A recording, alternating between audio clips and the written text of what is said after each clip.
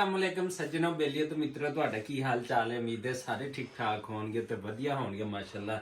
ਲੈਂਦੇ ਪੰਜਾਬ ਤੇ ਚੜਦੇ ਪੰਜਾਬ ਜਨਾਬ ਵਾਲਾ ਇੱਕ ਮਿੰਟ। अस्सलामुअलैकुम सज्जनों बेलियो तो मित्रों ਤੁਹਾਡਾ ਕੀ ਹਾਲ ਚਾਲ ਹੈ। ਉਮੀਦ ਹੈ ਸਾਰੇ ਠੀਕ ਠਾਕ ਹੋਣਗੇ ਵਧੀਆ ਹੋਣਗੇ ਤੇ ਜਨਾਬ ਮੈਂ ਇਸ ਟਾਈਮ ਬੈਠਾ ਸੀ ਬੱਚਿਆਂ ਦੇ ਦਰਮਿਆਨ ਮਾਸ਼ਾਅੱਲਾ ਆਪਣੀ ਫੈਮਿਲੀ ਦੇ ਦਰਮਿਆਨ ਤੇ ਕੱਲ ਜਿਹੜਾ ਨਾ ਅਸੀਂ ਪਰਦੇਸੀ ਹੋ ਜਾਣਾ ਹੈ। ਮੈਂ ਸੋਚਿਆ ਕਿ ਅਸੀਂ ਸੋਚਦੇ ਹੁੰਦੇ ਸੀ ਗੱਲਾਂ ਵੀ ਬਹੁਤ ਦਫਾ ਕੀਤੀਆਂ ਕਿ ਪਰਦੇਸ 'ਚ ਰਹਿਣ ਵਾਲਾ ਜਿਹੜੀ ਆਪਣੀ ਜ਼ਿੰਦਗੀ ਆਪਣਾ ਲਾਈਫ ਸਟਾਈਲ ਕਿਵੇਂ ਗੁਜ਼ਾਰਦਾ ਬੜਾ ਮੁਸ਼ਕਿਲ ਹੁੰਦਾ ਹੈ। ਖਾਸ ਕਰ ਬੱਚੇ ਜਦੋਂ ਤੁਹਾਡੇ ਹੋਣ ਨਾ ਬੱਚਿਆਂ ਤੋਂ ਬਗੈਰ ਜਾ ਕੇ ਉੱਥੇ ਰਹਿਣਾ ਤੇ ਮਿਸ ਕਰਨਾ ਆਪਣੀ ਫੈਮਿਲੀ ਨੂੰ ਬੜਾ ਮੁਸ਼ਕਿਲ ਹੁੰਦਾ ਹੈ। ਬਾਕੀ ਖੈਰ ਚੀਜ਼ਾਂ ਤੇ ਚੱਲਦੀਆਂ ਰਹਿੰਦੀਆਂ ਨੇ ਬੰਦਾ ਮਤਲਬ ਘਰ ਤੋਂ ਦੂਰ ਕੱਪੜੇ ਨਾ ਟਾਈਮ ਤੇ ਮਿਲਣਾ ਖਾਣਾ ਨਾ ਟਾਈਮ ਤੇ ਮਿਲਣਾ ਬਾਕੀ ਚੀਜ਼ਾਂ ਦਾ ਨਾ ਟਾਈਮ ਤੇ ਮਿਲਣਾ ਲੇਕਿਨ ਆ ਜਿਹੜੀਆਂ ਛੋਟੀਆਂ ਛੋਟੀਆਂ ਖੁਸ਼ੀਆਂ ਹੁੰਦੀਆਂ ਨਾ ਇਹਨਾਂ ਨੂੰ ਬੰਦਾ ਬੜਾ ਮਿਸ ਕਰਦਾ ਹੈਗਾ।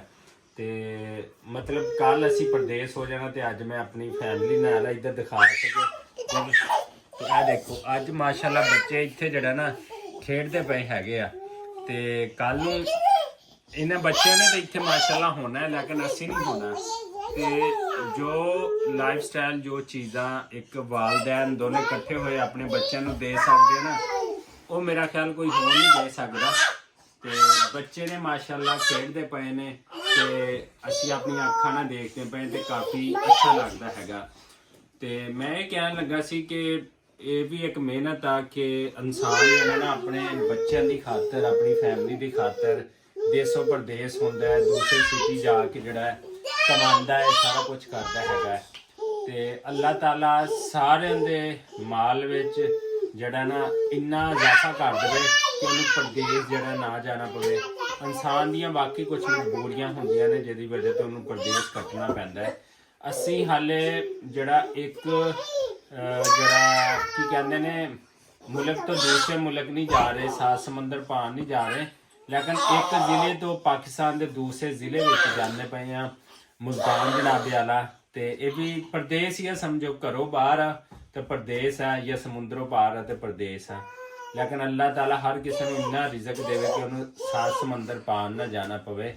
ਤੇ ਇਸੇ ਦੁਆ ਉਮੀਦ ਦੇ ਨਾਲ ਕਿ ਜਿੱਥੇ ਰਹੋ ਖੁਸ਼ ਰਹੋ ਆਪਣੀ ਫੈਮਿਲੀ ਦੇ ਨਾਲ ਮਾਸ਼ਾਅੱਲਾ ਫੈਮਿਲੀ ਬੱਚੇ ਮੁਸਕਰਾਉਂਦੇ ਹੋਏ ਜਿਹੜੇ ਨਾ ਇਹਨਾਂ ਦੀਆਂ ਸ਼ਰਾਰਤਾਂ ਇਹਨਾਂ ਦੀਆਂ ਛੋਟੀਆਂ ਛੋਟੀਆਂ ਚੀਜ਼ਾਂ ਬਹੁਤ ਅੱਛੀਆਂ ਲੱਗਦੀਆਂ ਨੇ ਤੇ ਇਹ ਬੱਚੇ ਵੀ ਮਿਸ ਕਰਦੇ ਨੇ। ਇਹ ਛੋਟਾ ਅੱਬਾ ਦੀ ਟੀਮ ਹੈ ਨਾ ਇਹ ਸਾਰੇ ਦਿਨ ਮੈਨੂੰ ਬੜਾ ਮਿਸ ਕਰਦਾ ਹੈ।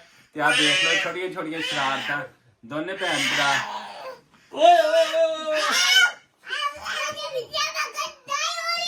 ਤੇ ਇਸੇ ਦੁਆ ਉਮੀਦ ਦੇ ਨਾਲ ਕਿ ਜਿੱਥੇ ਰਹੋ ਖੁਸ਼ ਰਹੋ ਤੇ ਮਾਸ਼ਾਅੱਲਾ ਬੱਚੇ ਜਿਹੜੇ ਨਾ ਦੇਖੋ ਰੌਣਕ ਲਾਈ ਖੜੇ ਨੇ।